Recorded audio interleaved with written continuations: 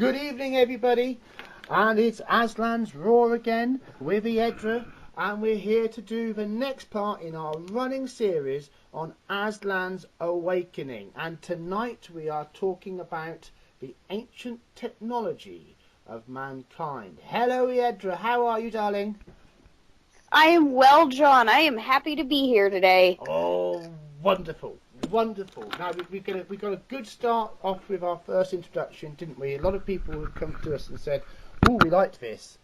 So here we are pushing on with part 2. So how do we start this topic? What's our start point?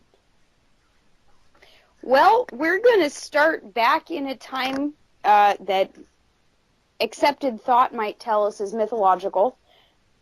But something that I've discovered in all of my studies is oftentimes mythology actually holds more of the truth than the history books do. So we'll start from there and we'll piece it together. Yeah, okay.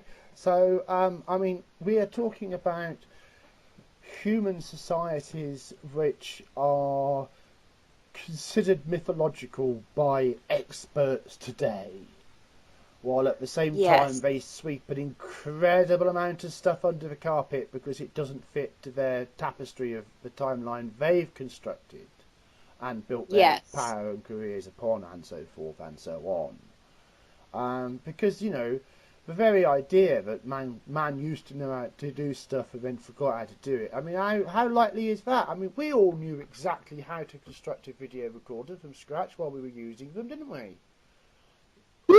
Or did we not? Yes. You know, we could all scratch build a television set or a stereo system just from components left lying around without any problem. Yes, or no, or is it that we don't even understand the magic of a refrigerator and when the light comes on when the door shut? You know, I mean, what is the real nature of man's relationship with technology today?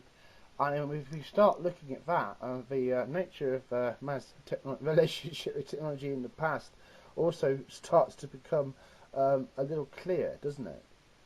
Because yes, it does. The nature of civilization itself is that it can rise and it can fall. and when just like the tide. When libraries get lost or destroyed, or movements or cultures get massacred and the knowledge that they were protecting dies with them. You know, it's amazing really that we've got much of an idea how to tie our shoelaces.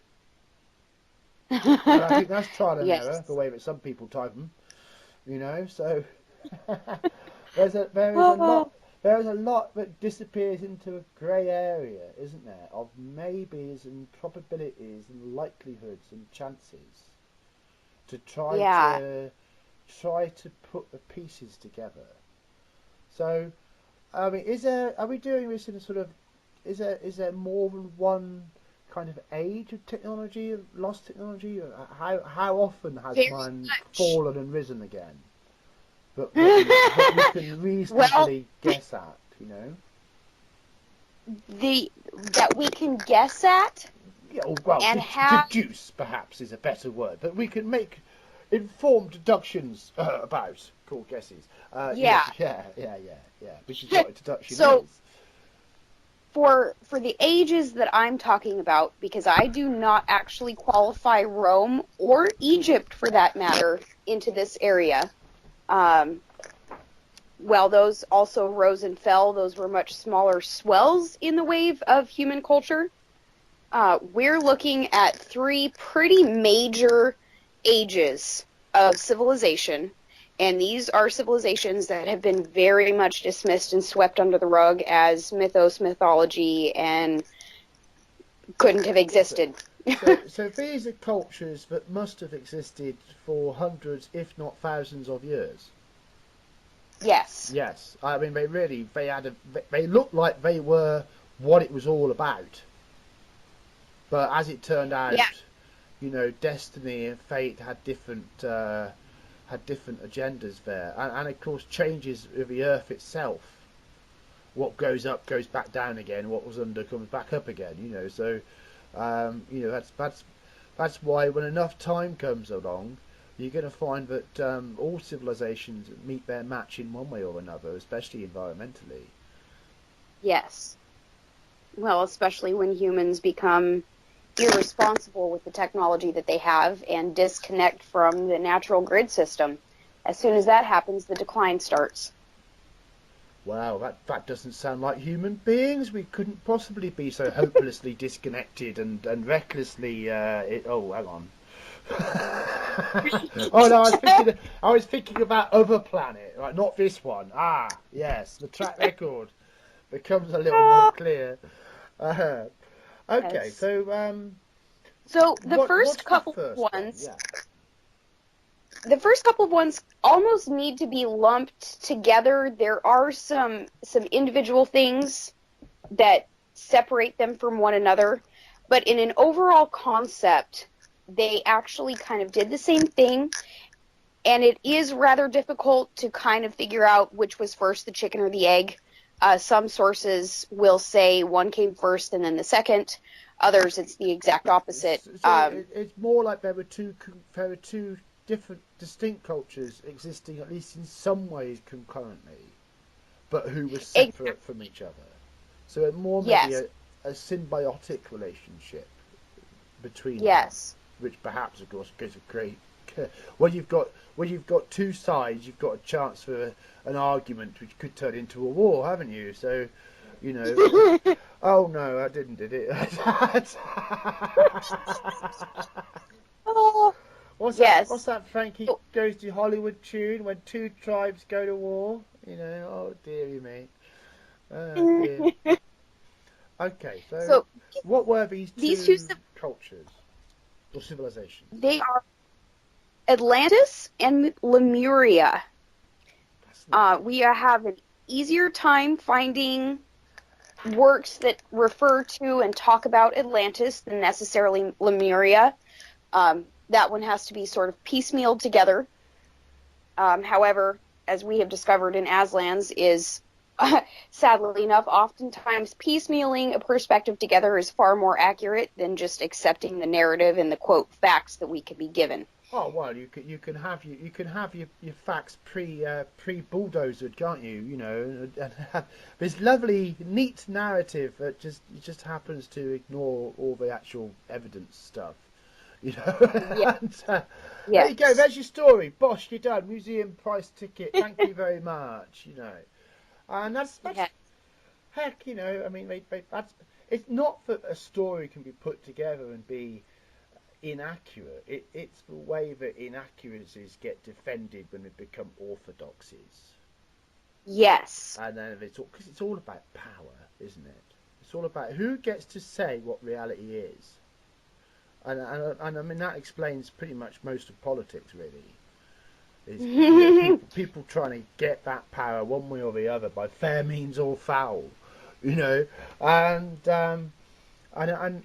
scientists are no different. Why would they be? They're human beings too. And you know, from a look at the history in Britain, we know that the Royal Society had a right old ding dong with the Church of England to be able to pose questions like Darwin's theory of evolution. I mean, Darwinism was the social justice warrior thing of its day. You know, I mean, it was that Yes. radical an idea. It was overturning all the tables, and you know, suddenly we had evolution in the mix. And of course that also brought social liberation because the idea that people were born into their classes falls over pretty soon once you realise class is a social construct. Yes. Which goes to show how just the simplest of ideas can have the most profound effect on society. Yes. And probably Which why is what we are here to probably why do. these guys are kind of, you know, keeping a lid on this stuff because maybe they think, well, maybe if we realised that we had a star empire 20,000 years ago, we fluffed it because of bumblefingers. Maybe it would all make us feel a bit sad about ourselves or something. I don't know, but you know, somehow this isn't something they want us to find out. I'm only extrapolating a maybe there, by the way, people. I'm not actually saying that, but you know what do I know? Perhaps that is what was going on. What's your view, Eadra? Well, Atlantis was not even the dawn of the age of the Homo sapien man. Um, that was one of them. Both Atlantis and Lemuria were one of the first technologically advanced human species cultures. Keeping in mind that there's some deeper history behind those cultures that we will dive into eventually. Um, However, these two societies had an understanding for the natural order and the natural grid of actually working with the quantum energy field and not fighting against nature. Modern man really has this concept and this idea that dominating nature is what makes us powerful. Atlantis and Lemuria were very much Okay, originally of the mindset. so originally these cultures arose from an understanding of the harmony that is achievable with nature and the energy Yes, that could be obtained from a harmonious relationship. So they had yes, a completely non-modern mentality in terms. correct. Yeah, yeah, yeah. And then Yeah.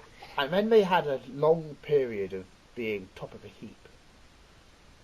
Yeah, they had a very, very peak golden age that lasted for a very long time. Crystal technology, natural energy grids, plasma harvesting from our atmosphere were very much the core foundations of both of these technology bases. Um, However, as these two cultures and races got intrigued with their own origins and realizing that messing around with genetics of all things was accomplishable, they actually did start interfering with nature. Mm. It wasn't in a drive to dominate nature the way that we have now in our world. It was much more of a children exploring how a TV works by taking it apart, a deep curiosity. Right. With this curiosity, yeah, with this curiosity, however, what happened was an introduction of species and genetics that were severely altered off the course of their natural path. Right. Uh, Development of very harmful technologies that were used to cause harm.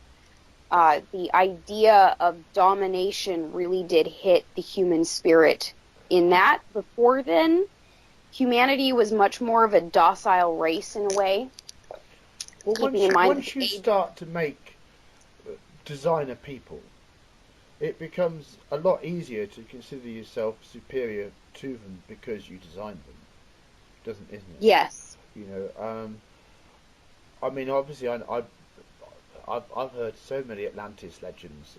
They all blur around, you know, and they all have different elements, you know. I think the Von Daniken version definitely had this tiering of a more primitive race being engineered by a more advanced one, but yes, that ultimately destabilizing their society. Um, and of course, you know, Atlantis. We've got the Plato, you've got the Greek legends. You've also got the more modern retelling in Tolkien, where in Tolkien Atlantis is the lost kingdom of Numenor, uh, from which yes, from which the men of the West come who set up the whole kingdom of Minas Tirith. But by the time of the Lord of yes, the Rings, it's 3,000 years after that, and then all of that's fallen into pretty much into disrepair, you know, because Sauron's influence has spread again. But leaving that aside, you know, the idea of this culture coming to take refuge because where they were is no longer viable for them, that is embedded enormously deeply. While Lemuria was picked as the setting for the Conan the Barbarian books by Robert E. Howard, and I think he tapped into the Lemurian side of mythologies quite deeply in his fiction. So in the last 100 years, I think there has been a lot of art, but I think Atlantis has caught the imagination a little bit easier. Most recently with Aquaman, which I did go to see. It was rather fun. A bit over CGI for my liking, but you know, he was a bit hunky, so you know, it went down well with some parts of the audience. But so we have a lot of richness here, don't we? Where we vibe with this. Could you say where are you basing? What are your primary sources for how you put the story together? Hmm. Broadly, you know, roughly, whatever. You Well, a lot of it has come more from the philosophies, Plato specifically, even though Atlantis isn't mentioned quite a lot in his work. That's definitely one of the most reliable. However, from there, in my experience, it has been much easier to go and seek out fictional stories, very much like Tolkien, but even writers. I cannot remember the name of the book or the author's name, but it was written in 1954, and he wrote a story about a race of people that lived at the bottom of the ocean, and it was based off of the Atlantis legends. Okay. Now, his story was very science fiction based, but as I read the book and then I would sit and actually spend some time meditating and picking it apart, I rely on that heart intuitive center to say, this feels more accurate, this feels less accurate, and then from there I will go and I will follow other works. And what I have found is that sitting in resonance with multiple different fiction stories and then validating it with other older works has really brought this picture together, that Atlantis started out as a very community-based society. And how I see that in my head is the difference between our modern world, which is a pyramid structure. Somebody is always over the top of you, and you're always answering to somebody. Whereas Atlantis and Lemuria, when they started, were very much more a sacred geometry, flower of life pattern. So each circle overlapping and interacting with one another in an equality kind of way. Well, that is exactly one thing I was just going to pop in there, is that Atlantis has traditionally been depicted as being laid out in circles. Yes. And, you know, circular or flower or sort of petal sort of energy shapes have always been associated with Atlantis. You know, and some of the oldest, like as you're talking about with Plato, some of the oldest descriptive words about Atlantis make reference to this circular nature to its layout. Yes. So it is very fundamental to what remains in our Gestalt consciousness about what the place was like. Do you have? I know this is one of the epic questions. Do you have a location in mind where we might place Atlantis in terms of the modern world? Yeah, I know. So, it's not a very popular one. Okay. People don't sit with this necessarily well. However, everything that I have looked into and studied and really sat and meditated with, Antarctica. It doesn't make a lot of sense because we have the Atlantic Ocean and, of course, Atlantis, and we all want to aim that direction. But when we really get into and we look at Atlantis and the current goings on that are down there, there's a lot of similarities to what we can look at and go, yes, that was Atlantean, with the technology base and the depictions that we would find in all of these legends and lore and mythical works. Well, here's one thing. I mean, if you take Google Maps and you center the Google globe on the South Pole, and then you look at what you see, you're looking at planet Earth as one landmass with no other land. Because from the perspective of the South Pole, the Earth, the whole hemisphere of the Earth is ocean. Yes. So, you know, that in itself suggests something remarkable about the tectonic action of the Earth, doesn't it? You Yes, know, it does. yes, it does. It really does. And why, why, why Antarctica, the landmass, has become the central point for the Earth's magnetic field, because of course the Arctic is an ice sheet over ocean, but Antarctica is an actual continent. Yes. I'd also like to reference the warning aversion aspect of Atlantis, especially. But it was, whatever happened to Atlantis was so traumatic. It was like, oh, don't stick your fingers in that light socket again, you know. And there's always been this sense of meddling with things man should not wot of, and the Atlanteans were in some way responsible for their own downfall. I mean, I'm thinking in modern terms, yes, nuclear power stations, like a China syndrome kind of meltdown scenario, that would certainly make an area of land totally uninhabitable. And nuclear explosions could cause a landmass to collapse. Yeah, absolutely. Break the tectonic plate and cause a continental shift under the oceans. Yeah, that's credible. But I'm thinking that in terms of things in our modern world, you know, what feels more appropriate would be something like if CERN cocks up and manages to create an artificial black hole under the Alps, that Yes. level of calamity disaster, Yes. that level of oops, oh dear, that went a bit wrong. And, you So, know, whatever happened had cataclysmic effects all across the earth, because wherever we find cultures that say, and then we met these strange people who came from an advanced place far, far away, they always know that something went on. There had been signs and portents, the earth had shook, the sky had darkened, all of this sort of thing.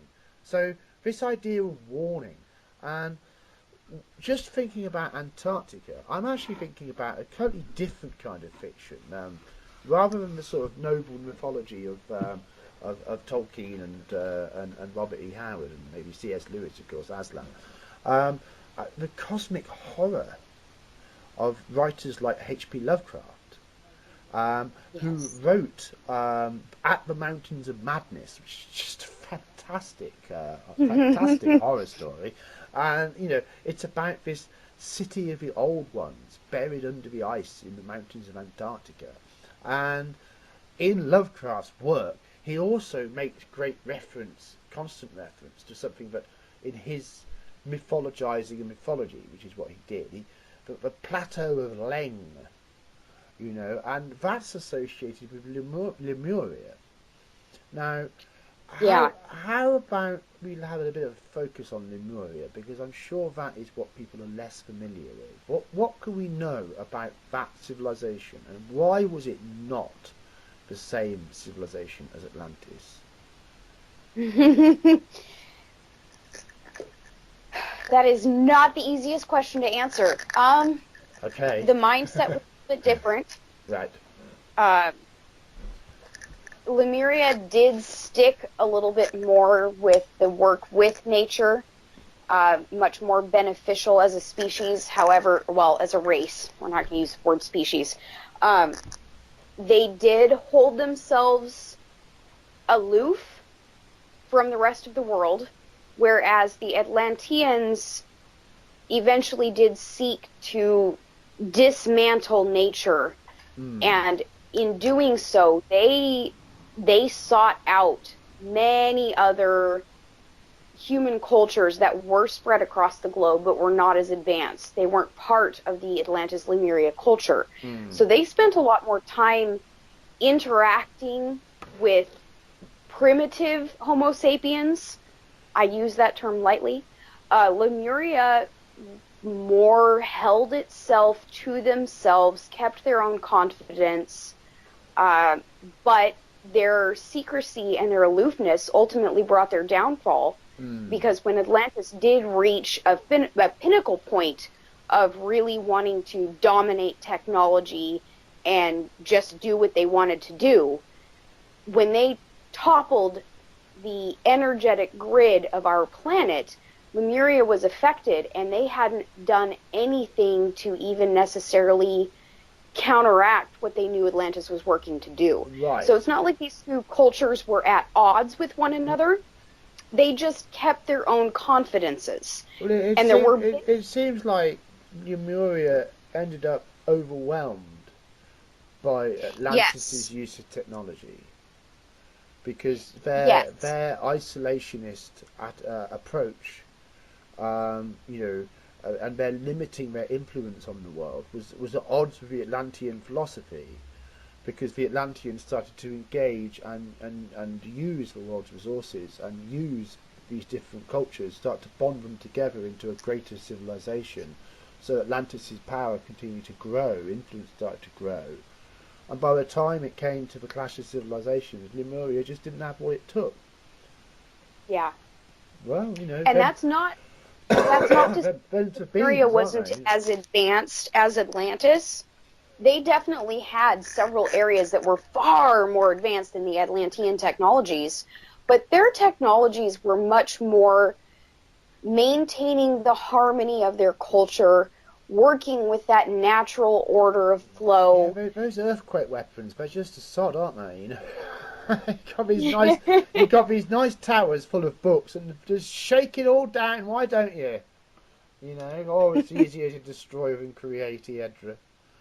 I mean, that's the kind of picture that is being painted of these Lemurians. But I mean, it's also like they were more into the organic sphere of things, working with nature, where Atlantis went off down the Monsanto route and said we could make it better, or different, or more useful. Yes. So, and that's another thing associated with Atlantis, isn't it? Again, it's this idea of hubris, false pride, and paying the price of false pride. So part of the reason that I really feel like exploring and understanding and diving into the Atlantis-Lemuria time period is ultimately what led to the downfall. If humans don't learn from our history, we are on the precipice of making the same mistake again, and it will be devastating to the human populace. Ultimately, what they wound up doing was they had technology that was able to utilize the planetary grid system, the ley lines.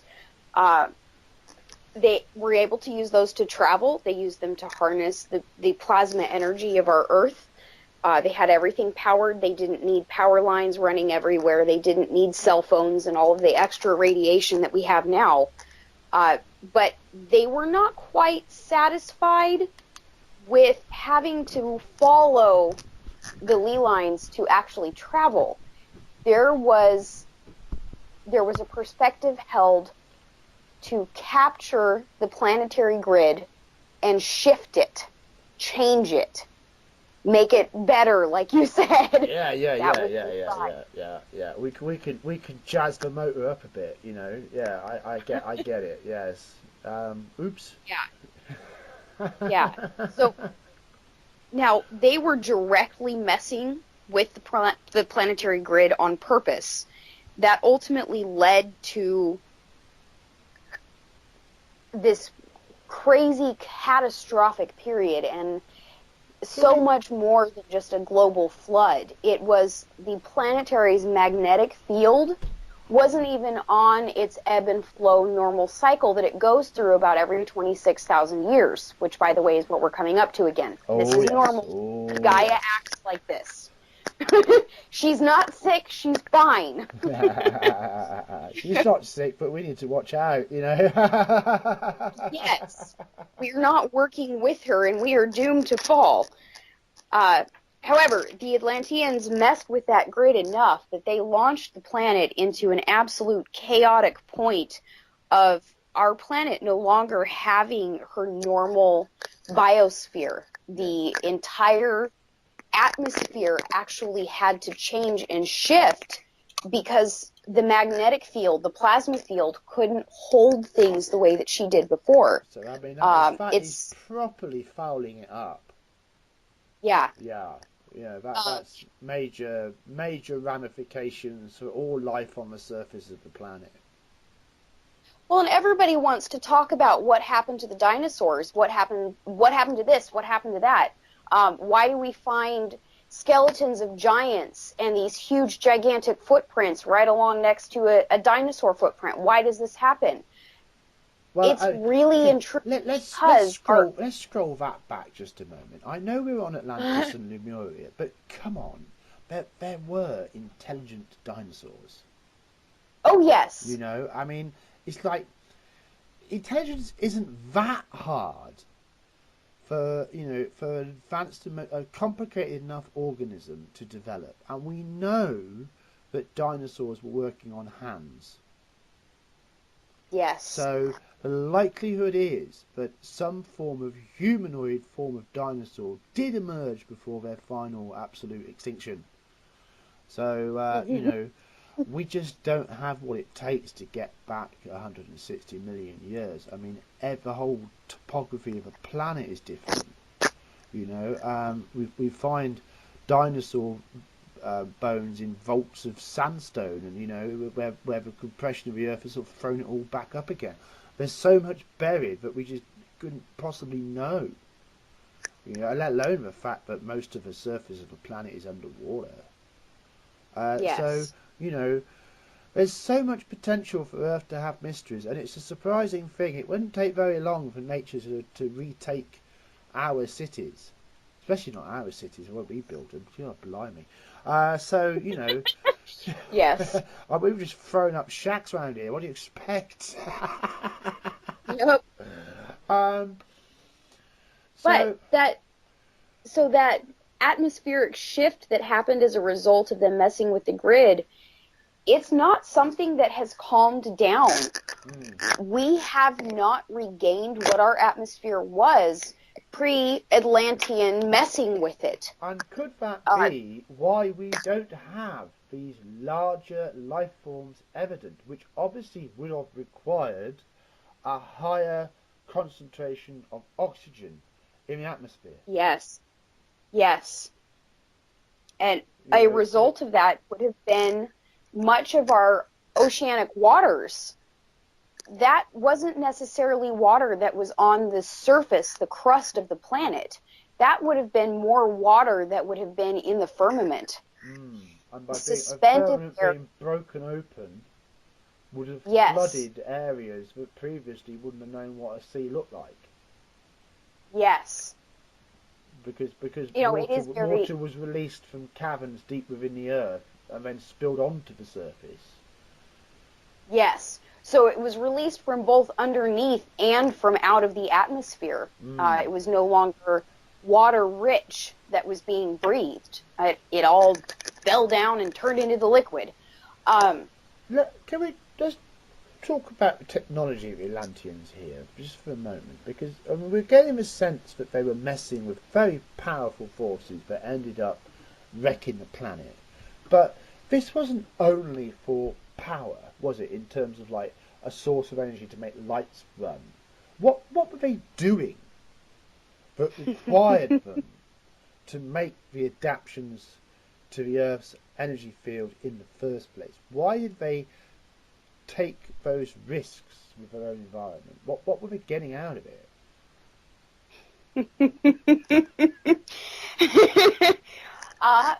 Star travel. Oh, there we go. Right. So, and not star travel in any sort of propulsion engine concept. Star travel as in stargates, working with the actual... Stargates. Oh, well, I'm shocked. Colour me shocked, Eadra. Instantaneous portal travel from planet to planet across vast intergalactic distances without a need for starships, from people who died millennia before any of us were even a gestation in our parents' eyes. Wow. Gosh, I wonder why everyone is so interested in Iraq all of a sudden. Yes, we read those websites, we see those rumours, we spot what's going on. And of course, again, thank you, Hollywood, Stargate, SGI, let's just get all those ideas out there. I mean, it's the old double blind, everything's a double blind. Anything to do with alternative technology, ancient history, or aliens, it's all double blinded. You know, because you can Yep. put this stuff in a TV show, and you can go, hey man, I just thought it was cool ideas. You know, but really you were getting those ideas out there so that if you want to actually reveal Stargates in the future, people are primed with the understanding, oh yeah, wormholes. You know, or maybe it's so that you can put that out there so that if anyone finds out you're actually using them, you can go, ha ha, you've been watching too much telly, mate. Ha ha ha. You know, either Yes. way, you know, they've always got some mud to throw in your eyes to try and blind you to look the other way. Let's talk about Stargates. What do we know about Stargates? Well, you simply summed it up just there. It is the simple ability to travel from planet to planet in the blink of an eye. It is, It does sound a to bit put it in it a does very sound a bit stretchy. You know, I mean, I'm often a little bit nervous taking the plunge on that one, but tally-o, you know. so I don't remember if we have talked about channelings yet. People who channel entities and energies. Not specifically in this series Okay. so far. No, we have not Okay. specifically talked about channeling. I think we vaguely talked about it with some sort of covering of prophecy, you know, in our first one. Okay. Well, I will put this addendum in. Channeling is not for everyone. But, oh God, no. Just because you Mm. can does not mean you Sure. have the No, no, no, protection no, no, in no, no. place. Ah, So, some things just go to people's heads. Oh no. I mean, this yes. is the whole problem with trying to teach humanity anything. You just don't know what the buggers are going to do with it. Yes. So we That, persist that. because we haven't got a lot of choice. Ignorance isn't working out. You know, we tried that. And it didn't. You know, it didn't go so well. So we're trying knowledge instead. You know, but over God, the responsibility. You know, just please be careful. And Yes. you know, it's really Act important. responsibly. It's really important because you know those dark ones Yes. from the fourth dimension just over there, you know, and they kind of get in your head a bit, and then it all goes a bit wrong. So you Yes. know, I mean that's part of it as well, isn't it? You know, it's we have to try to imagine the universe not as the limited 3D sense we're used to, but as a multicolour, technicolour, amazing kaleidoscope cloud of everything all at once. Because that's Yes. how they were seeing it when they were high off the juice of the whole planet, beaming themselves all over the place. No wonder they had a jolly good time. No wonder they thought they were better than everybody else. They weren't the ones trying to bang two rocks together living in a hut that night. You know? I can see the point. However, Yeah. karma, baby. And, you know, Yep. they did not have the right to do what they did. They felt No. justified, and for a while it seemed like they had the right of it, you know. But Yeah. the planet works on a scale of time beyond our puny mortal understanding, you know, where a mere million years is a bit of a shrug, you know. Yes. So, yeah, we've got a long way to go, Yes. people. Such a long way to go. So My same a question, by the way. Stargate. Where was Yeah. Lemuria then? If Atlantis was basically Antarctica based with colonies other places, perhaps. Where was Lemuria? I could give you my hypothesis, which in my own mind still isn't even solid. When it comes to Proviso Atlantis, understood. Best stab it is well, then, Eadra. I would aim to say South America, actually. Mm. Would that be kind of Peru direction? Yes. Mm. So you have your Mayan, your Aztec. Would you say possibly the Nazca lines were Lemurian and the Mayans and Aztecs were degenerate cultures from after Lemuria's fall? Yes. And would you say that when the Mayans were doing carvings of people looking like they were wearing spacesuits and driving rockets, it wasn't because they were doing it, it was their mythology of what the Lemurians used to do? Both, actually. Okay, so the Mayans still had that ability. Maybe they were doing a sort of Sputnik job. Yes. Because we do actually have to take a look at the fact that the Mayans and the Aztecs did all of a sudden disappear off the planet. Aha. Why? How? When did it happen? So we do actually need to consider and leave room for the fact that if my they neighbours were the Atlanteans, I might want to clear out too. Right? Yeah. You know, Yep. I could see where they were coming from. But I reckon I could see also where they were going to. Mars, by any chance? Mars and elsewhere, which leads me back to another point, is there used to be the more planets as well, weren't there? Yes, there were. Yes, there were. We all like to forget about the planet Vulcan. We had 10. Yeah. And Vulcan is actually talked about in mythos and mythology as well. That is actually where Gene Roddenberry got his idea for the planet Vulcan in Star Trek. Yeah. You know, because there's no such thing as an original idea in fiction. Believe you me. Yes. And it worked because Vulcan is so volcanic, isn't it? And you can really get some good thespianness behind a word like that.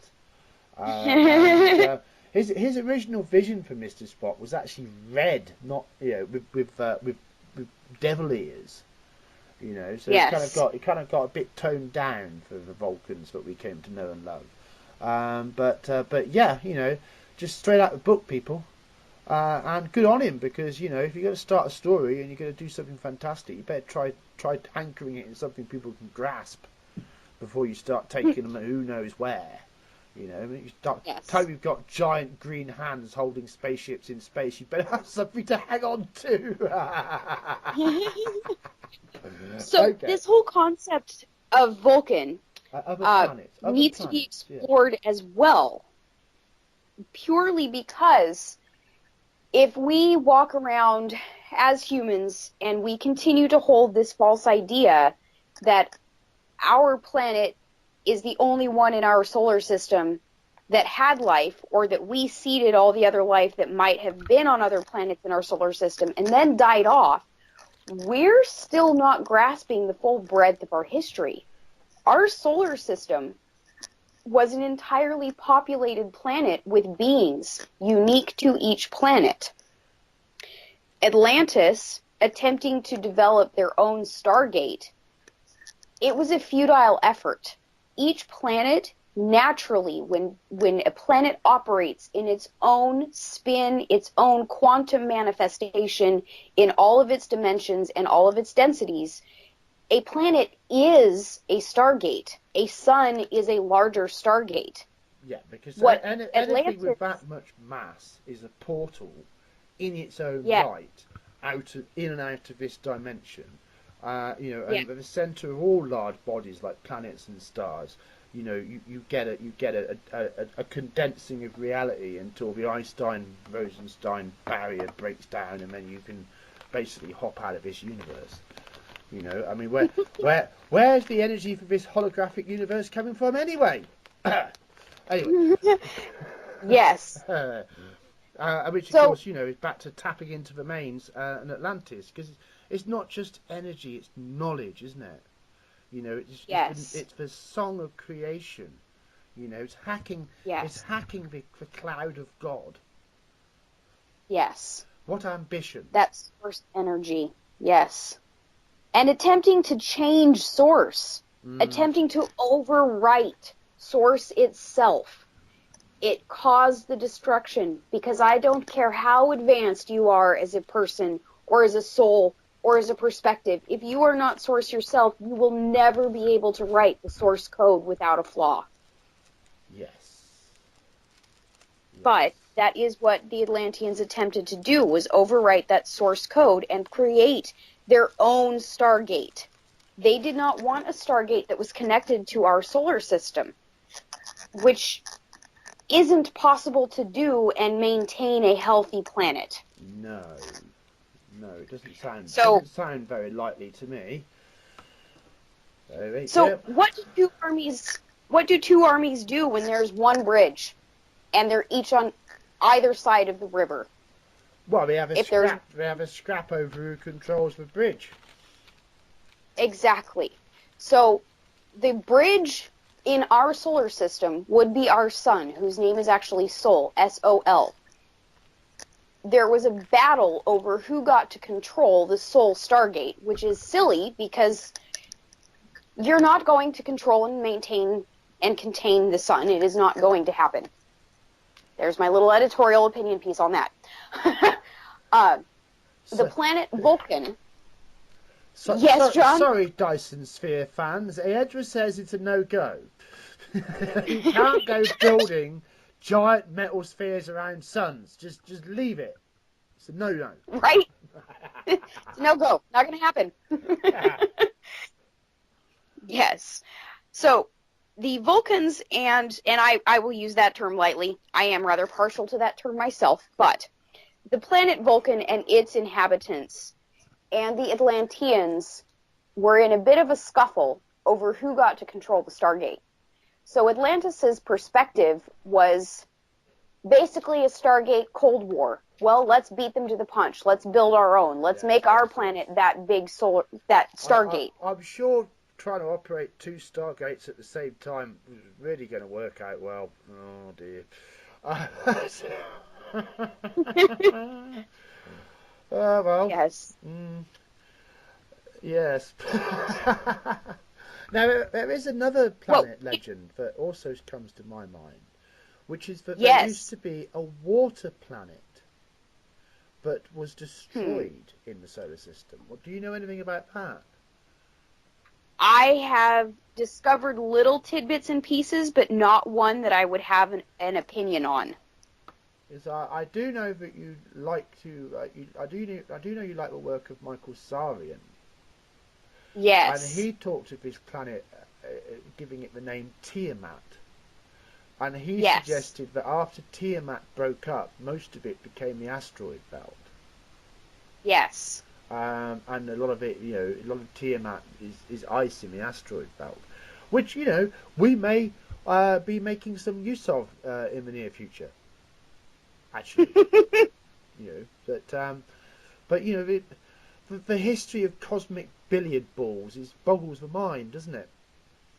Yes, it does. It was only a couple of years ago that we had Honolulu pass through. I mean, NASA did this lovely depiction of it like a squeezed sausage rock. But it's only now they go, actually, it didn't seem to have any thickness whatsoever and looked like a solar sail. And we're not zipping along. We think it was a scout. So we're on the edge of a galactic reality. We've had a visitor from right outside our solar system, which has entered and left our solar system at speeds which, frankly, they are impressive. Clipping along at a pretty good rate of the speed of light. If we it shows that level of movement in the physical universe is possible. So there's a lot of challenges that are just opening up, but really, Stargate's just it's pretty big stuff. You start messing with those forces, you've only got to go out and wobble a bit, and you're going to have a problem. Yes. And Atlantis pushed its luck too far until the inevitable happened. Yes. And whether it overreached itself because of the consequences of wars it had been in, maybe it has suffered a lack of its own ability to control its technology because its resources became stretched, but it just can't get the parts, governor. Yep. Hit it, hope it still works. Something's going to fall off that sooner or later. And just how do you turn a Stargate off once you've turned it on? And that is the universal question, because I'm pretty sure that winds up being a supernova. Dearie me. But really the reason that having this perspective on human history, the history of our solar system, and an understanding for technologies that really are natural. They are not man-made. They're not inventions. They are source gift we like to think of mankind as a child in the cradle, which is a lovely romantic image, and of course, makes for good Arthur C. Clarke books. But the reality is, yeah, we are babes. We are, barely equipped for the universe in which we find ourselves, plunging ourselves at an incredible speed. With the awakening of AI in particular. We're coming towards a world of rapid transformation where we're going to be tested to our absolute limits. But yeah, we are babes. But giants have walked here before us. And we better wake up. We better wake up, because they thought they were the bee's knees, and they turned out not to be. And if we think the same way, we'll go the same way, because that is as sure as eggs is eggs. If we're going to awaken into our power as a species, as a civilization, we better realise just how bad a bodge up we've made blundering around the place sleepwalking so far. Yes. Before we start to get any ideas about crowning ourselves masters of the universe. Yes. Well, and not only this, but we also have to look at the fact that genetics and DNA have, from those races, those giants, has been passed down from generation to generation to generation. So the humans that are here on this planet are the ancestors of those very people that made those mistakes. We must be aware, because we do carry that same genetic coding that makes us want to walk around with our thumbs in our belt buckle feeling all high and mighty. This is what we learn from the shamanic knowledge, isn't it? That this consciousness gave man its mind. And we saw that when we touched on the Eden story in our first podcast. We were talking about the Watchers remaking man in their image. This is the whole problem. This is a fundamental issue for the spiritual awakening of mankind. And it's been a bit of a job on, frankly, because we've got to master these impulses which have been coded into our very DNA. So you can't get away from your own shadow. And if you don't want your shadow to win, you better get a grip on it. Yes. Recognize that how we move our will and our consciousness and our intention is exactly where our shadow casts. So this isn't the whole story, is there? I mean, we think we've done a pretty good coverage of Atlantis and Lemuria, but there's another civilization you want to talk about. What's this one? Yes. So this is Tartaria. This is not ancient. This is not old. This is not pre-flood time. This is post-Egypt. This is post-Rome. Okay. This is a very, very interesting one. It had a peak golden age. And unlike the first two, Tartaria didn't necessarily... Well, no. Tartaria did not destroy themselves. Humanity had learned its lesson. Humanity had come together and learned how to harness that Lemurian mindset with that Atlantean far-reaching talk to everybody and don't cloister yourselves away like monks. Yes. So, Skype your neighbours. Yeah, talk to your neighbors. Take a cup of sugar. Be friendly. Have block parties. How's your planet coming on over there? Lovely, it's nice weather here. That sort of stuff. It's changed postcards, Yes. So Tartaria. Now, you're talking about after Rome. Have I got that right?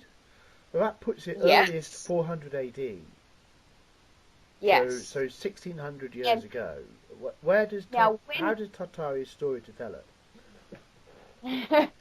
That one is still one that I am piecing together. However, what I can point to are the many, many, many, many, many maps that come from 1500, a little bit older, quite a few that are younger, leading up all the way into the 1800s, that actually show the land of Tartaria on the map. Interesting.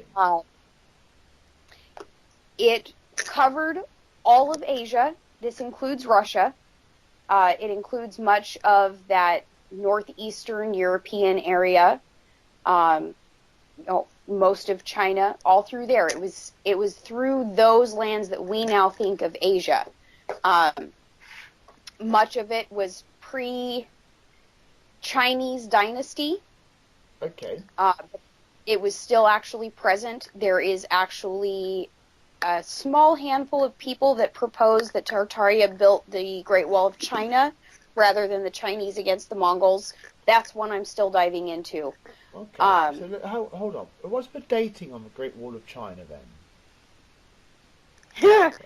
Well, now that I'd have to Google really fast. I never hold on to specific. No, that's all right. But I mean, I'm thinking that, I mean, we've got a picture here that some bunch got their act together in quite a big way in a period, but in our history, it's just this black spot. Yes? So, yes. I'm not too sure of the Chinese dynasties either, but let's ballpark this and sort of say 200 AD to 800 AD. Is that about right? Was Tartaria like a relatively bright flame, or how did it fall? When did it fall? Well, did it the fall? last bit. There's a cutting question. Did it fall? It didn't fall, it got knocked down.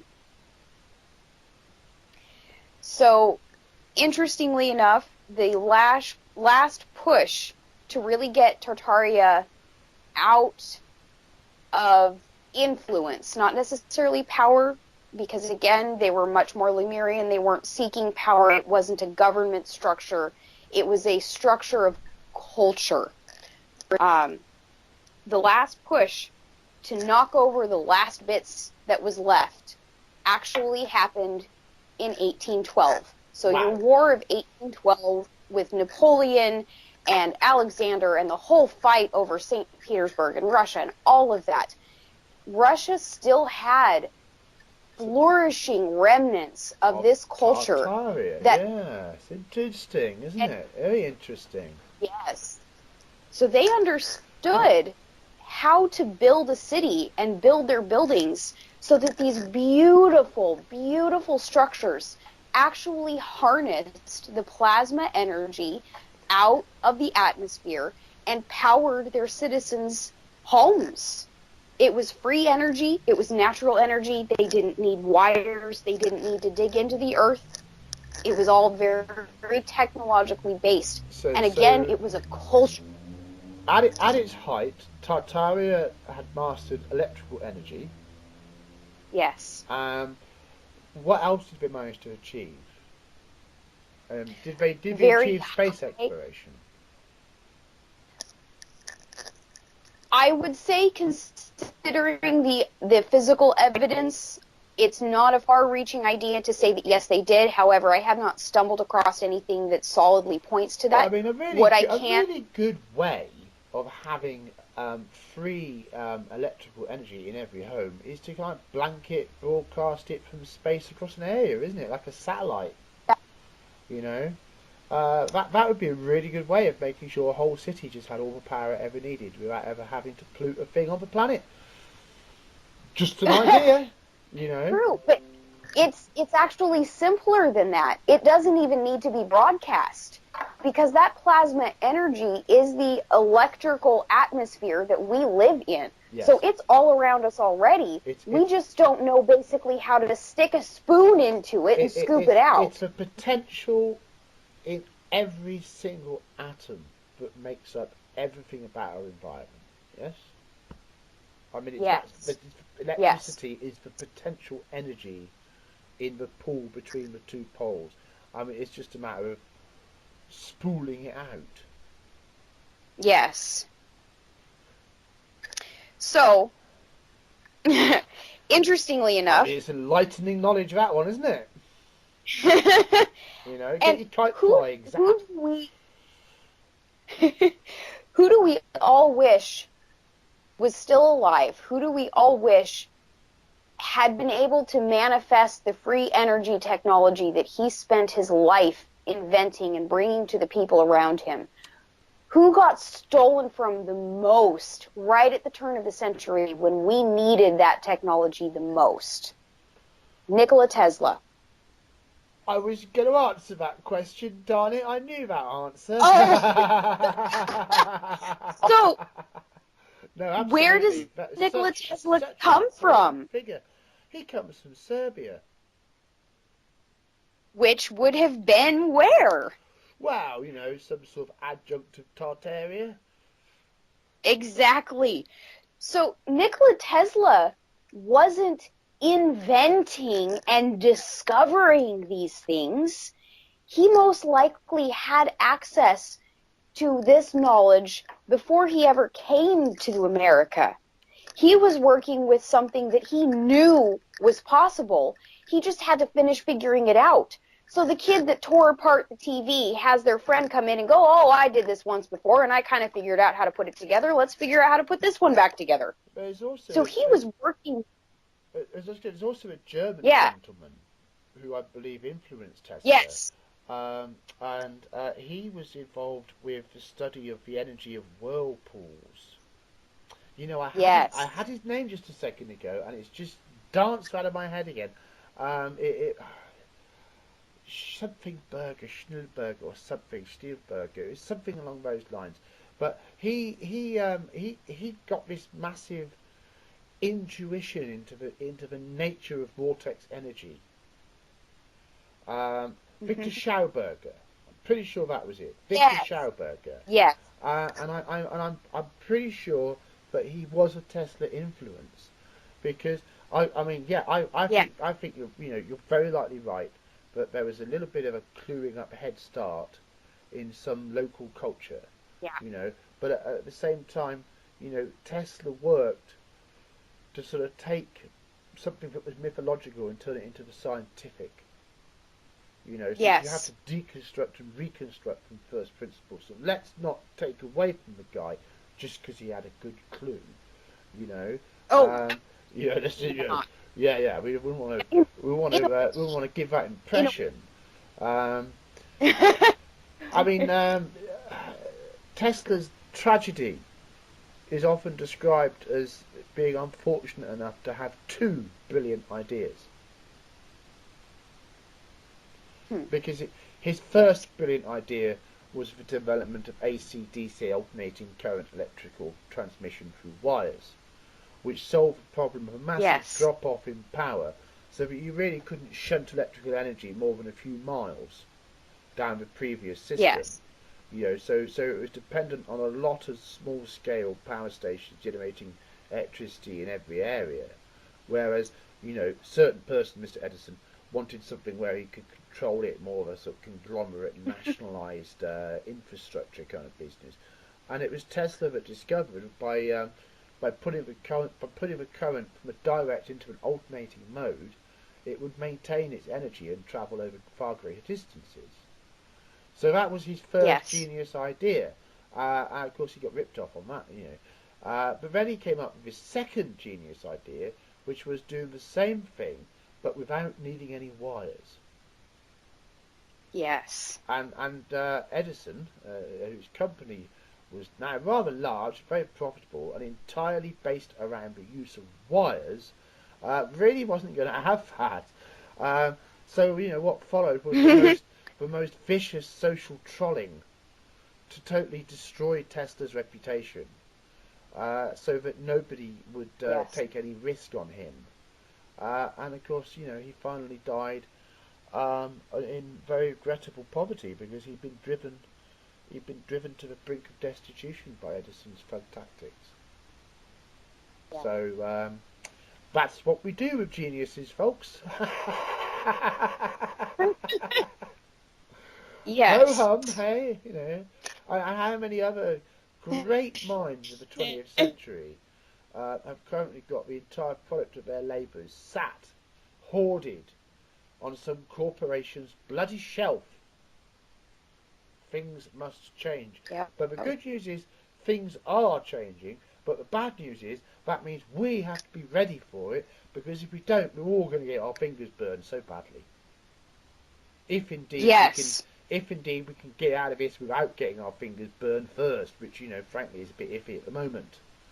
So any any kind of improving trends, you know, are to be appreciated right now. And of course that's a big part of why we are doing this series, isn't it?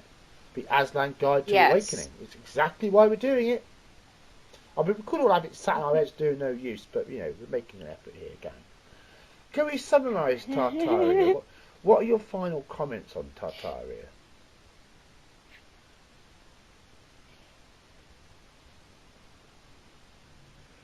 Eadra? yeah. Got you singing for a second. Yep.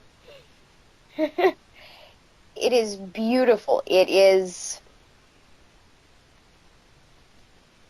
humanity. It proves that humanity already achieved what we are aiming to do now. It proves that it is possible, which is encouraging. It holds a much sooner to us, a closer to us in timeline, place to turn and potentially rediscover those old ancient technologies. Again, we can't necessarily go and dig into a library and discover about Atlantis and Lemuria, but we can learn about Tartaria in more depth than we could about other cultures. Because it's closer to the surface. Holistic. Yes, it hasn't been as buried. Well, that's absolutely just like somebody now.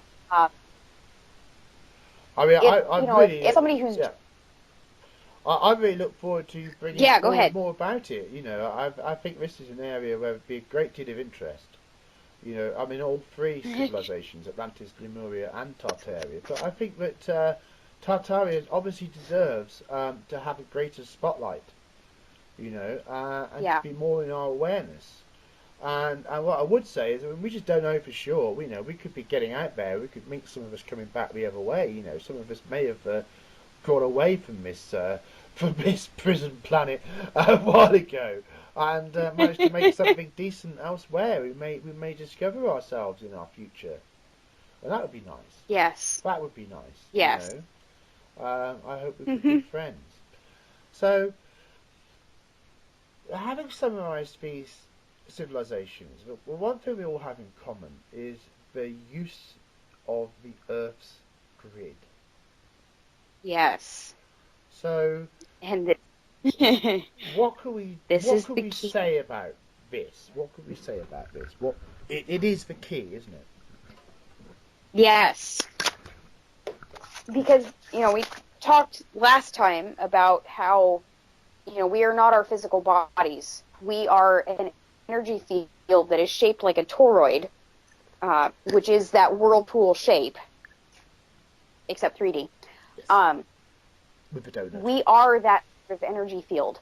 The planet is that sort of energy field, and the planetary energy grid is the ebbs and flows, the pathways, the current in its strongest areas that flow up, out, around, down, and back up. Yes. So tapping into this energetic flow that is constantly there, no matter what humanity does to its environment, our planet will always have its toroid energy flow. Well, if you spill water onto the surface of an orange, say, which is dimpled, you know, that water will find its own path across the surface of that orange, and you can't predict it, but once you've seen it, it's the only way it could have been. And the Earth's energy is a lot like that, isn't it? It flows the way it does because it must flow the way it does. Yes. Or at least in its unmolested state, that is true. Even then, you know, you dam up a river, and unless you're constantly maintaining that dam, that water is going to get out. It will. Good luck containing that. That is like Yeah. trying to catch the wind and put it in a box. Yeah. You are not going to be successful with that. Atom by atom by atom, you will lose that fight. Yes. And you know, Even if you maintain the dam, yeah. eventually it will break down. So getting to know our own self, that toroid field that we are a mirror of what the planet does. So feeling, understanding, and being aware of that quantum energy field that we really and truly are, we will then also come into a knowingness of how our planet actually operates. Through knowing self, we will have moments of eureka inspiration as to how to work with our planetary grid system. Well, Getting to know. as a dowser, I would like to make a little bit of input here. And Yes, please. one of the things that I would say is that nature never did anything in a straight line. No. Even light, even light bends due to gravitational forces or through an atmosphere. It will bend. It will bend through the moisture in the atmosphere. It will bend around a body of moisture, a body of water. So even light bends. So we could be darn sure that the flow of the energy of the Earth does not go in nice furrowed lines.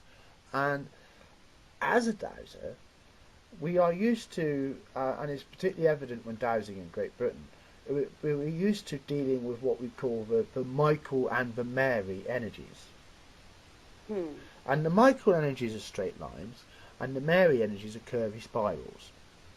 Now, if you go and douse a beach, any beach, once the tide has come in and gone out again, you won't find straight lines. You will find vortices and spirals in beautiful patterns.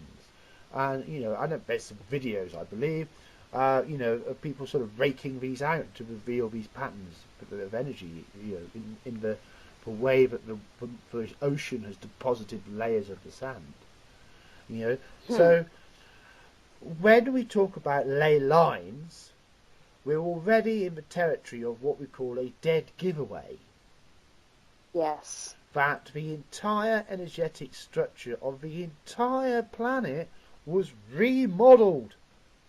Yes. As we wouldn't be doing any nice lines now, would we? No. We wouldn't be doing any nice lines from Stonehenge through Easter Island and then up the bum of Ayers Rock. No, we would not. Yep. So we've got to deal with the situation that we've got, and we're not actually dealing with what we might as such call a virgin energy field.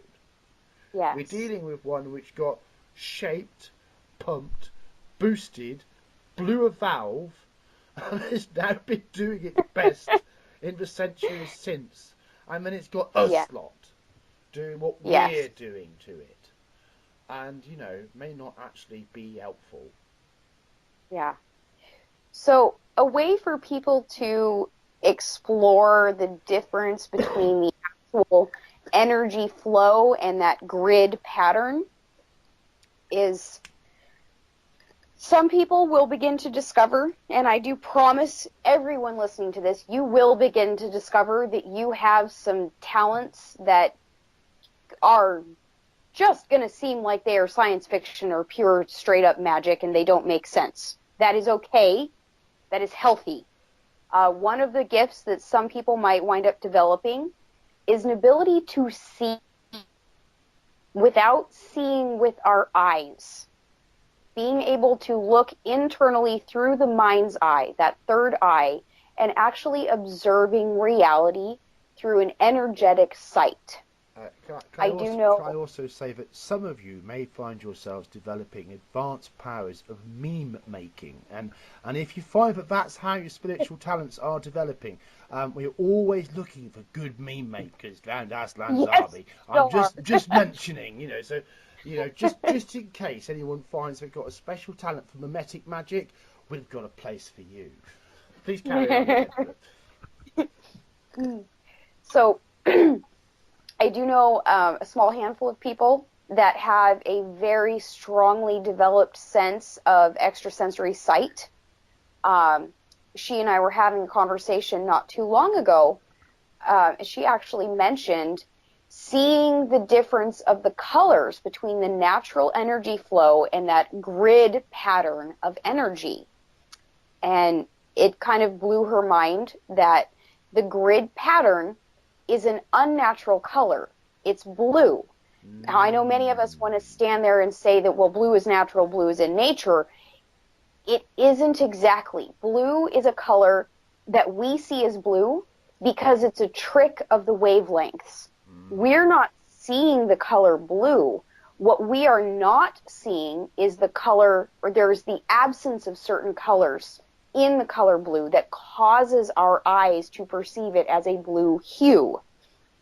Blue itself is a mix of energies that refracts into our eyes and is interpreted by our brain as this shade of blue.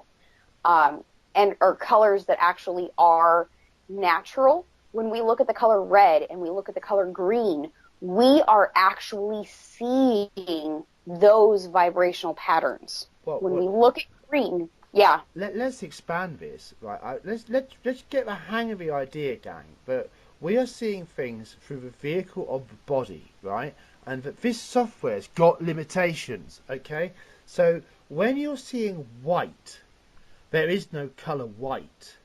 Yeah, if you look at light and it's white light and it's blinding you, what you're looking at is energy of far higher potency and vibration than you can decode. So white is the only thing your brain can tell you. I don't know, plug. Yeah, you just don't know what's in there, man, and you're not designed to look at it. So don't hurt yourself trying. Similarly, there's no such thing as black. Exactly. Black is just slower energies than you're allowed to perceive. Yes. By the vehicle that you're using. And of course, some animals don't have the same problem bumping into the furniture that we do, because they're just different, slightly different frequencies.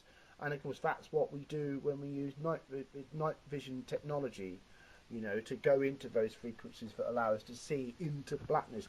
Because there is no such thing as black. Black's just your brain going, I don't know, I'm going to show you. You know, whereas white is, oh, too much, man. White is, oh, no. Yeah? If we get used to that, and we start to look at all these other colours in a different way, and what you were saying, Eadra, is that blue is a kind of camouflage in our brain for what we've been wired not to see. So that, you know, there is in effect magical colours. Yes. But are perhaps only perceived if you could get your brain boosted into a higher state of consciousness. Hello, ayahuasca, and all of that sort of side of spiritual practice, you know, where you give yourself a good pump up. And you better have a good reason, because that ain't fun ride to have for no good reason whatsoever. You know, I mean, this is humanity's evolved techniques to try and get around this, haven't they? But the connection of straight lines, dead giveaway, blue light, a little bit suspect. Yep. Yes. It connects. It goes together. It goes together. So if you might say that blue is the colour of magic, then we might say that that's the spectrum that those sorcerers were messing about with. Yes. Whereas we do a lot better in greens and browns and you know, my favourite, a nice bit of orange. I like a bit of orange, you know. And you know, it's funny, isn't it? You know, we say the sea's blue. It's not. It's green. Yes. You know, it's all brown. You know, it's very rare that the sea is blue. Only certain promotional pictures of areas with quite unique sand, etc. You know, because that's just not really how nature works. And you know, so much of what we think about the world doesn't actually match up to the input. Yeah. But because we're not tuning the input properly, we don't let ourselves know that we're not letting ourselves know loads of stuff. Yeah. You know, so we kind of like kid ourselves into not noticing what we see, which is bizarre, but Yes. that's humanity for you. Yes. Yeah, so even as people begin to wake up and realize and start developing these spiritual and extrasensory gifts, it's not that you're all of a sudden changing. You were always like that. You're Exactly. just becoming aware. That's why And we that call it is awakening. beautiful. Yeah, that's why we Yes. call it awakening. You never Yes. knew who you really were. Yes. You were living a dream of smallness and limitation. I will replace it with a dream of empowerment and responsibility. So, you know, hey, you rough and smooth, innit? But on the whole, you're probably better off. Yes. True freedom comes with responsibility. If you're not responsible, you're not free. Well, if you're not getting that subtext of his talk, then we've wasted a lot of time talking about Atlantis. Ah, So, I mean, in nature, we find connection with our potential to harmonize yes. with our environment. And it's to nature and the vibrations of nature that we can find the connections that can break past the encoded programming of our genes. Yes. It is the idea of following that flow, those spirals and eddies and twists and bends. You know, when you go walking through the forest, you don't see an animal walking a straight path. As soon as we as humanity begin to embrace that the process of birth to death is not a linear space. You're going to wander over this way and have this little experience in this little pocket, and you're going to flatten the grass out there because you took a nap, and then you're going to get up and wander off in another direction. In truth, we live many different lives in one lifetime. Yes. Every time, every time our situation changes, we change.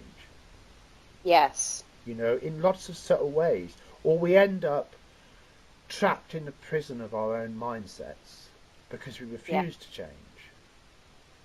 But either way, you know, there is an end to the experience, but you know, it's what you make of it, people. So, Yeah. you know, just when you thought you were all done, you find out that you're off on a whole new adventure. Certainly what I Yep. find, you know. But Yes. So it's humbling, along isn't it? these, The whole thing yeah. is humbling. Hmm. The whole story, the whole story of what we don't know about ourselves, and how vaguely even, you know, even now in the truth of community, how vaguely we are managing to put it together. But nevertheless, you know, this is the right. We're hitting the big notes here. This is the story that we've basically got. You know, you it's just great that you've managed to dig into all of this, Eadra. So It's mind blowing, and honestly, it is exciting. I have loved digging in and learning about these cultures and our ancient hidden past purely because it encourages me daily. but I look let around and see that humanity does not have to stay where we are at. We have incredible potential. We just have to learn who we are. I mean, I think we could make a conclusion here in that we can look at what we've learned about the past. We can look at we've learned here that mankind's salvation comes in reconnecting with nature, so that our best destiny would be some kind of self-awakening to a more, not necessarily as far as shown there, but more in the kind of where we have a connection with the planet as shown in the film Avatar. Yes. And we can see in anthropology, we can see that we have you know, native tribes who have kept up ceremonies like that, which of course were used to inspire the film. You know, art feeds itself. Um, but if we look at what the globalists have done, in the last 100 years, they have made the choice, and it is a choice, to unleash technology which has expanded the human population from 3 billion to now quickly pushing 8 billion. And they have manipulated society to push human beings into unnatural environments, aka cities, Yes. so that over 80% of human beings are very limited in their ability to make that connection, because you just don't get the same feels through concrete or asphalt, Yeah. especially not when you're sucking in the petrol fumes in order to put your hand on it and try and tune in, So you're up against it in these urban environments, and we're hypnotised by false realities and the false light of the television. Yes. So, what are they trying to distract us from? What a good question. What a good question. But nevertheless, this isn't about the idea of let's go live on an island somewhere. I mean, people do that. That's fine. I'm not saying don't do that, but that isn't a solution. That's only a personal sticking plaster. Yes. And the chances are, if you choose to go that way, sooner or later, those nasty old Atlanteans are going to come knocking on your door. Oh, Lemuria, let's do it all over again.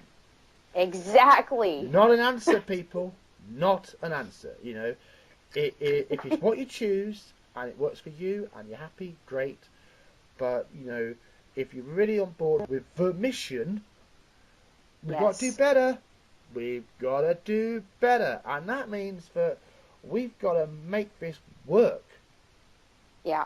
This awakening of mankind and all of the horrendous manifold risks balanced against the even greater risk of continued ignorance. And somehow we have to find the route to making this all come right. And to do so, we've got to relearn what we've lost without getting our fingers burned. Oh God, this sounds like complicated. You know that Operation game, and you've got to get the wire around and not buzz anything? It's like that times 10,000. Yeah, yes. But this is our collective mission. Yes. But otherwise, we're looking at something very nasty, like species extinction. And don't think it can't happen.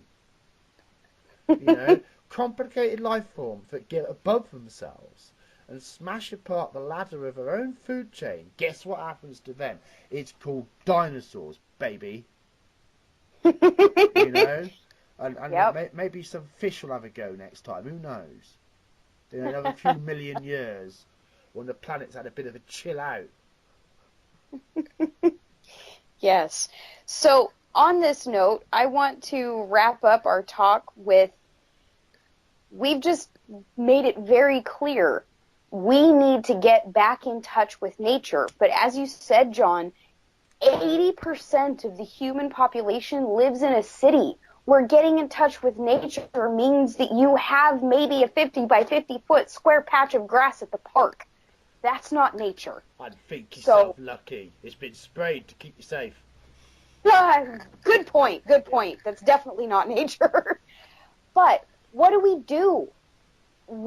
As Aslan, we're not standing here telling you that you need to make time and go out in nature and hike. Now, if you can do it, absolutely do it. We will always encourage that as an option to reconnect with yourself and with nature.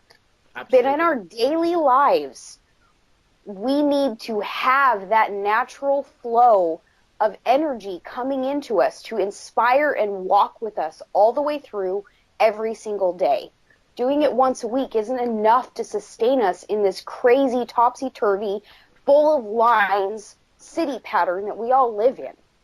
So I would like to present an option that I personally have discovered to be an incredible connection. And that was the discovery of real time.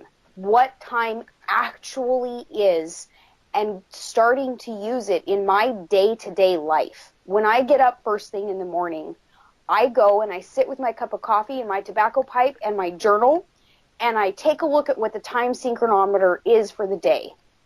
I write it down. I put a little bit of blurb about dreams and experiences, and I put it down and I move throughout my day because I have just coded that into my waking mind as I'm starting the day with sun, going, this is the energy field that is coming in today. You know, we have a flawed concept that time means January through December and, 1 to 31 days and 29 or 28. Like, we tend to count it off as if we're on this railroad track that can never stray from one destination to the next. That's not time.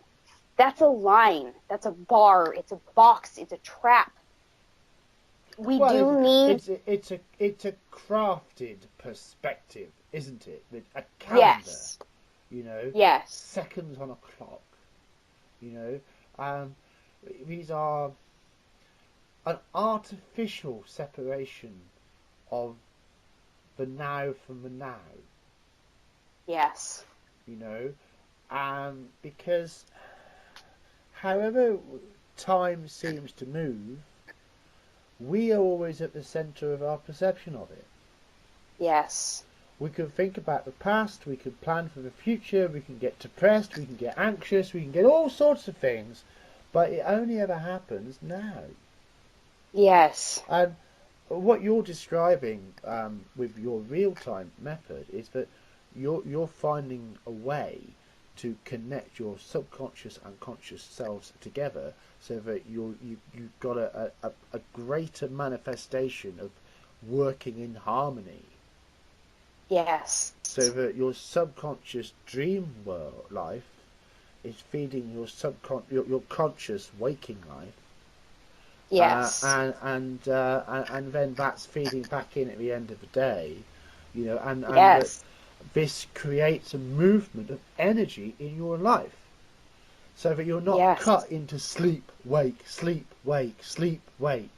You're in flow, yes. and then creativity can start to do interesting things because we're getting out of lines and we're getting into patterns and colours and shapes and funky stuff, from out of yes. which, comes the inspiration to start doing podcasts and all sorts of things, yes. I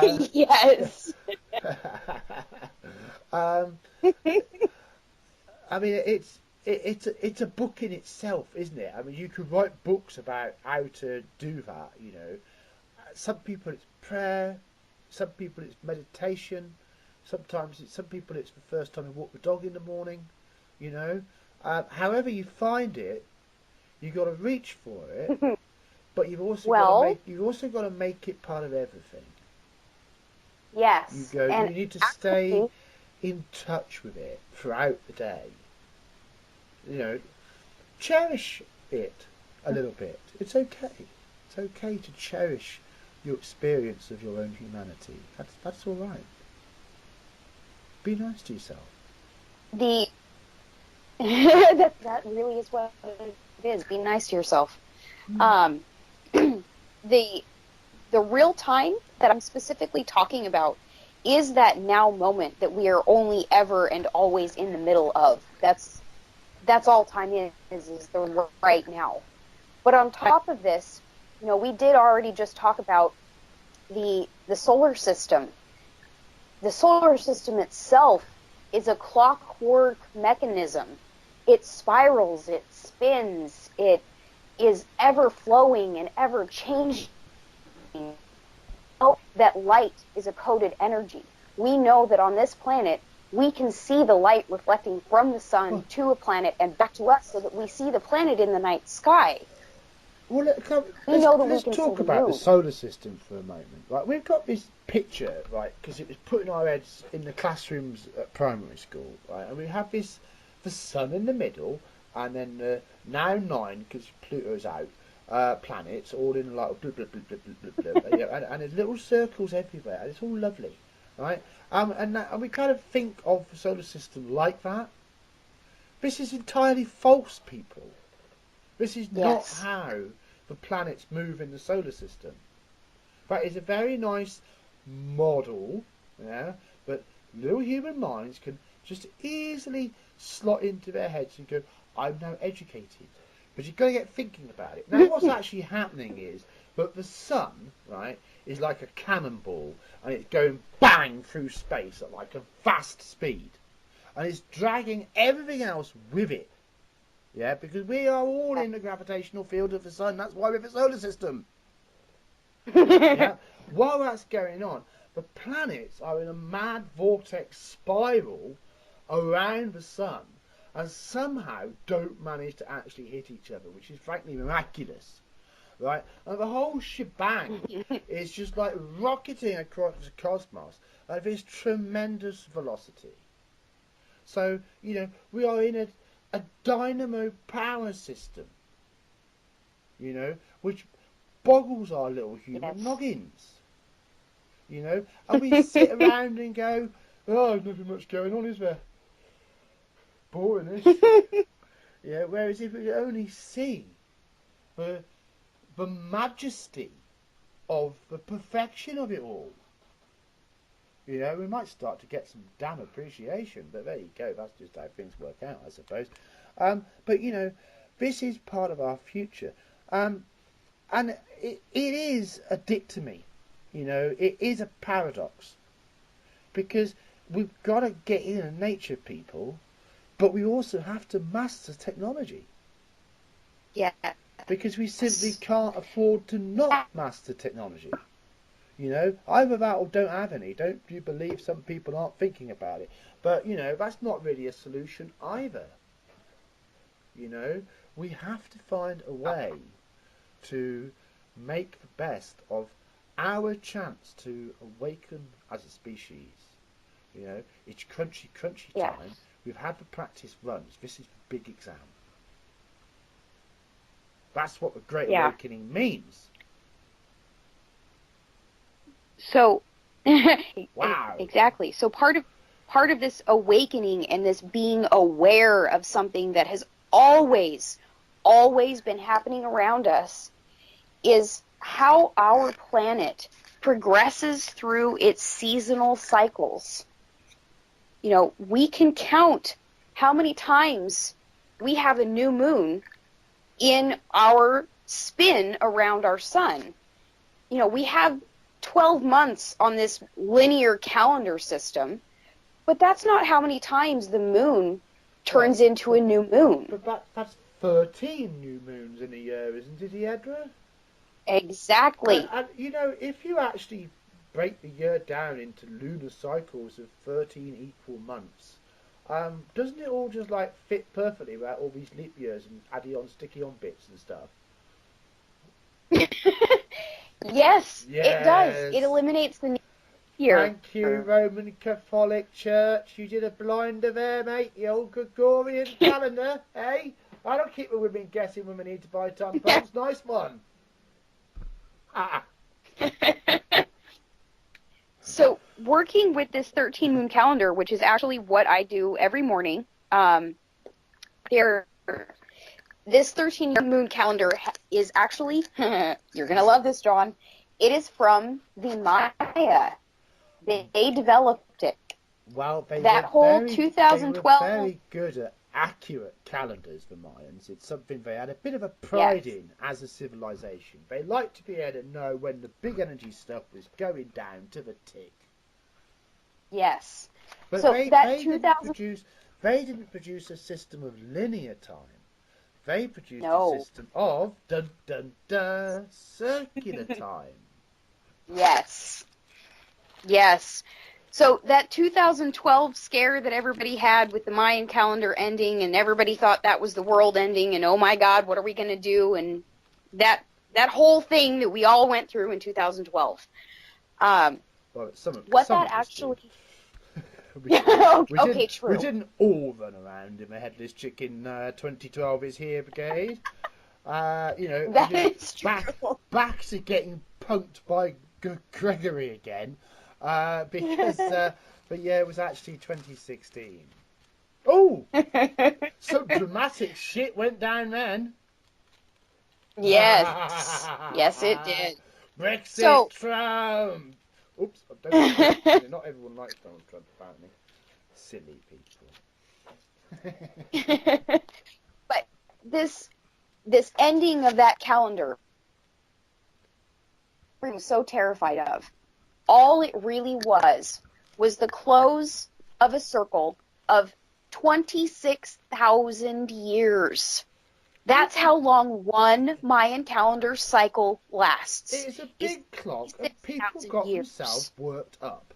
You know, they thought, ooh, this one must be really important. And it is important. But it isn't doomsday. No. It's doomsday for our egos. It's doomsday for the dark ages that we have been living in. It is not doomsday for the human race. It is not doomsday for the planet.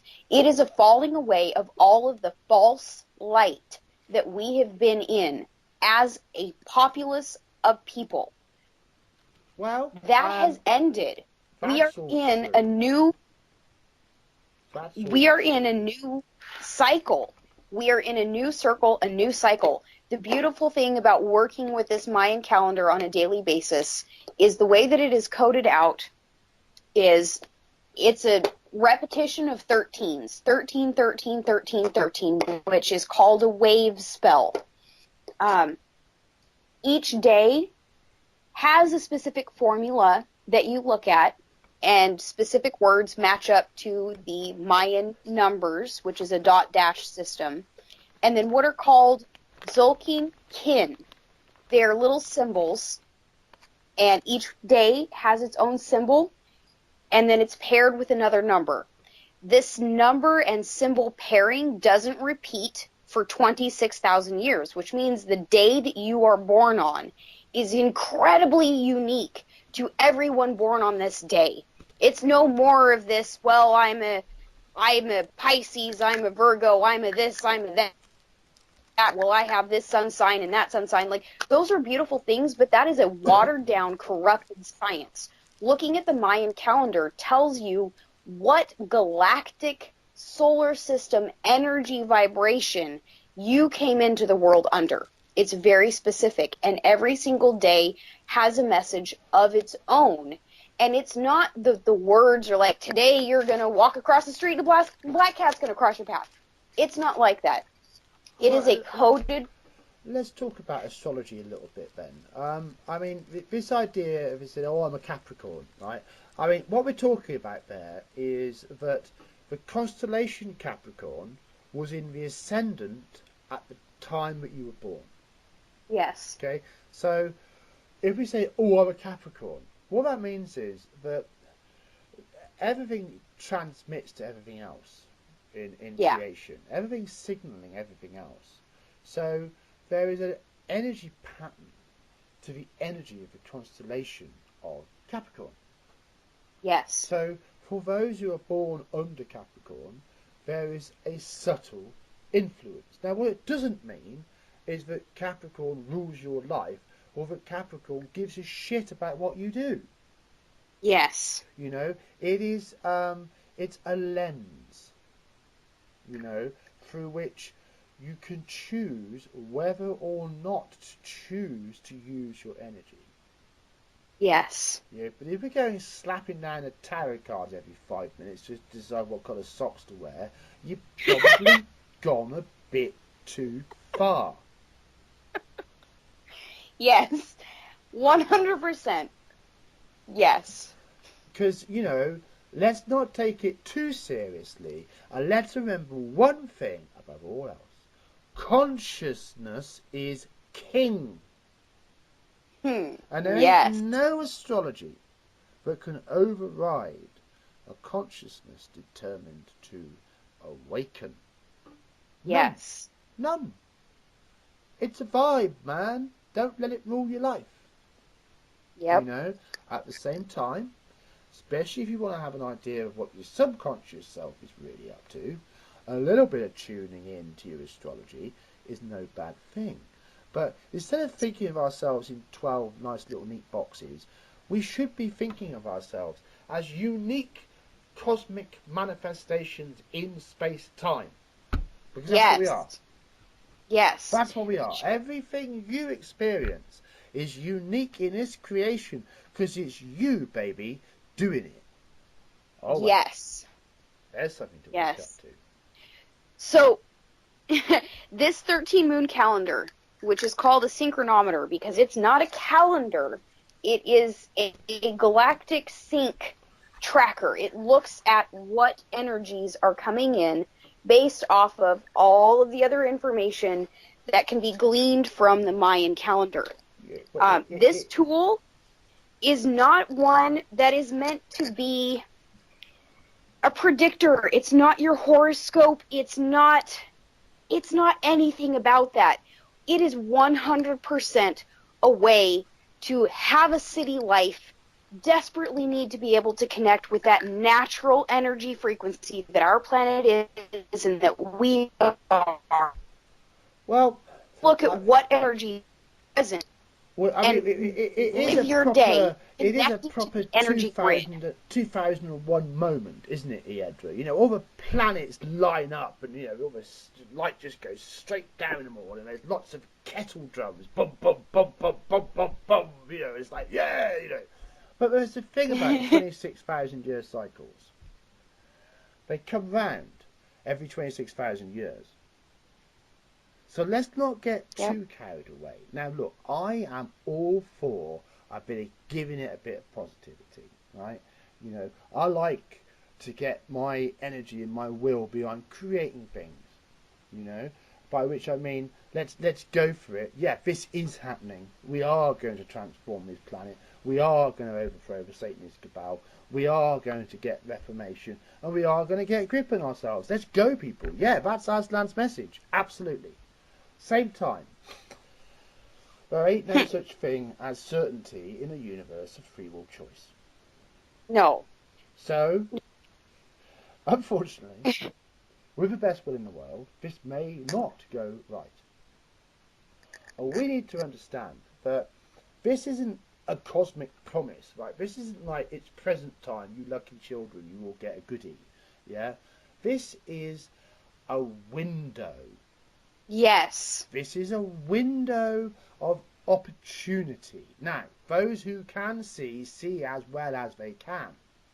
Yes. So, those of us who see a better way, who reach for a better way, you know, are trying to drive a conversation, you know, to spread a vibe, to make a happening.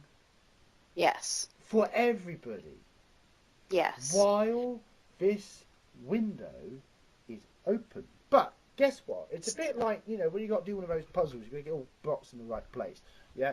If you haven't quite managed to solve the Krypton factor by the time the window closes, that's what you got, people. So if we don't rise to the challenge will subsume us. Yes. So and I would like better luck another 26,000 years.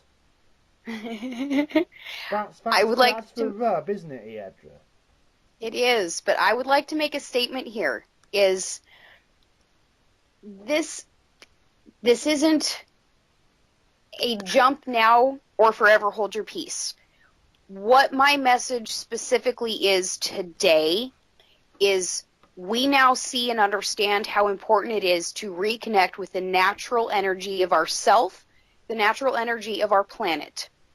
In order to do that in this crazy world where we all live in cities and we drive around in cars and we have these unnatural things around us constantly, at the very least, getting in touch with true time, real time, natural flow is very, very possible and very, very accessible without ever having to alter your life to the point where you feel like you can't function normally with other human beings. It is doable, but what it takes is us making that choice. That is all we have to do to actually come into our manifested gifts and powers and sights and visions. All you have to do is say yes and genuinely mean it. And all of a sudden, you're going to experience intense, crazy synchronicities that you can't explain. Because all of a sudden, you have said, yes, planet Earth, I want to be part of you again. I'm tired of being separate from you. That is all it takes. It is an opportunity, and that's really the point that I want to push and really make clear to everyone who's listened this long today is it is your choice. Make it. It doesn't matter what you do. It doesn't matter how you do it. But every morning that you wake up and you decide, I want to live on planet Earth, not just in this human-constructed illusory society. I want to be part of my planet, then you are. And the more you do that and the more used to it you become, the easier you make it for everyone else around you to actually wake up and join you. Wow. Now that is fantastic. Thank you, Eadra. Thank you so much. Well, I think we want to wrap it up here now, aren't we? We're not really going to get beyond that, everybody. I think that's pretty much, that is it. Now, you consider yourselves pep talked, okay? And part 3 will be coming soon. Thank you ever so much, Eadra. We've had an enlightening discussion through all that lot. And thank you, listeners. And you know what, I'm quietly confident quite a few of you did stick around to get to this bit, so well done. And you know where we are, Aslan's army, and now Aslan's awakening aid tent as well, you know, because the other side of this is Yes. you spoke rather well there, Eadra, about the dynamic positive effects of saying yes to waking the hell up, but we didn't quite mention it can be a little bit of turbulence during that journey. And if you feel yourself in need of some solace and struggling with it, as questions about work and family can very often make us struggle, then putting my sense of humour aside for a moment, we are here for you. Ooh, something happening just... Hello, Eadra? I think that's a sign. Yeah, we've just got a little re-beep there. It's definitely time to You call still there, this John? quits. Yes, I can still hear you. I think we're going to call this good Okay. night, Eadra.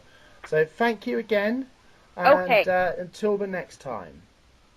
Okay, goodbye. Have a good night, John. Bye-bye, everybody. Bye. Bye-bye.